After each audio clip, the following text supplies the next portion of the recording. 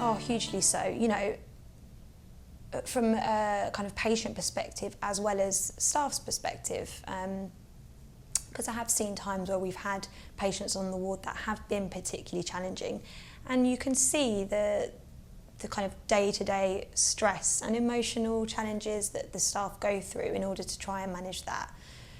So having these kind of ongoing strategies and preventative strategies is, I think, as well as the actual day-to-day results that you see, just knowing that there's something kind of overarching that is being monitored and being worked on, I think is reassuring.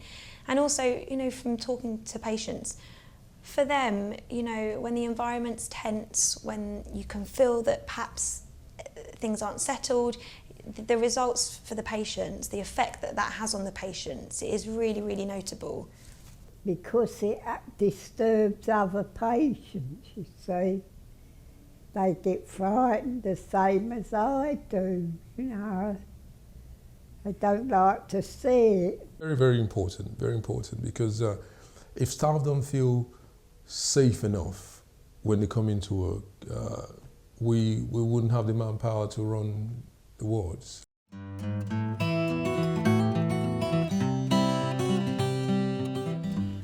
There has been a massive change since we started the program of reducing violence and aggressions on Sally Sherman ward. I think primarily it has bring the staff together as a team, and we were able to look at the prevalences of the causes of aggression and violence on Sally Sherman. And by doing so, people were able to reflect about what they were doing right and what they were doing not so right.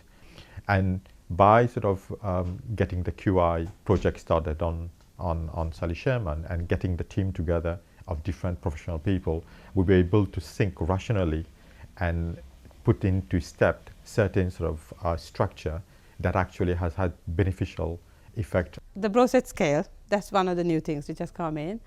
And we are more like, you know, everybody's aware, most of the staff, we are aware of it and we action upon it. Yeah, we engage them with activities, and then some people go downstairs, we do community meeting in the ward.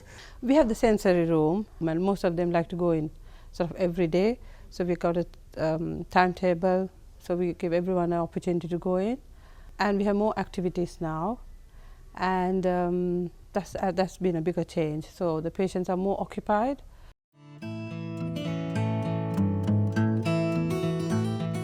Yeah, I definitely feel safe coming to work every day. I feel really fortunate to be working within a very supported team. I always feel that I have a very thorough handover of the patients that are on the ward and the risks that they present with. I feel that I've had, you know, access to all the kind of training that I need. We have quite set procedures on the ward that we follow should patients present with certain risks. And I also just feel that I'm able to kind of approach more experienced staff and perhaps more senior staff if we need to. It's because the staff are very present on the ward. They're very visible, they're very engaged with you, and the nurses station, it again is very open and visible. Yes, I do feel safe with the staff, yeah. There are no sort of worries for me when I think about coming into work. I know I'll come into work and go back the same way with no harm or injury to myself. Oh yes, I feel quite safe. I mean, I'm very used to coming on the ward now, and I suppose when I first came on it felt a little bit strange, but no, I've never felt in danger, and in fact I have small grandchildren, and just yesterday my daughter brought her little 2-year-old in, and we always go into my husband's room or in here. You know, we're never out on the ward itself, but they feel quite comfortable bringing the children in. I haven't seen any violence, or I have seen a couple of people get quite agitated, and I thought the way they handled that was very well. Very calming, very reasonable, didn't raise their voices or anything like that, just tried to defuse the situation.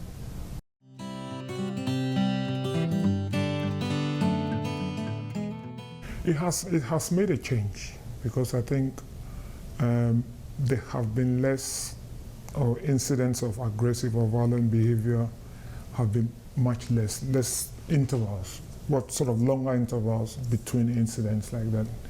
And obviously you can't avoid them, but it's just that we have really minimized them. Yeah, definitely, because since everything has been set up, like we feel like we are more protected with the patients as well, and the patients are more protected. I think, yes, I definitely have, because it seems a lot calmer now, and it's really good that we've got this space. When someone's agitated or very restless, we can bring them in here, and more often than not it does have an effect. It does relax the person and they become quieter. It's gradual, yeah.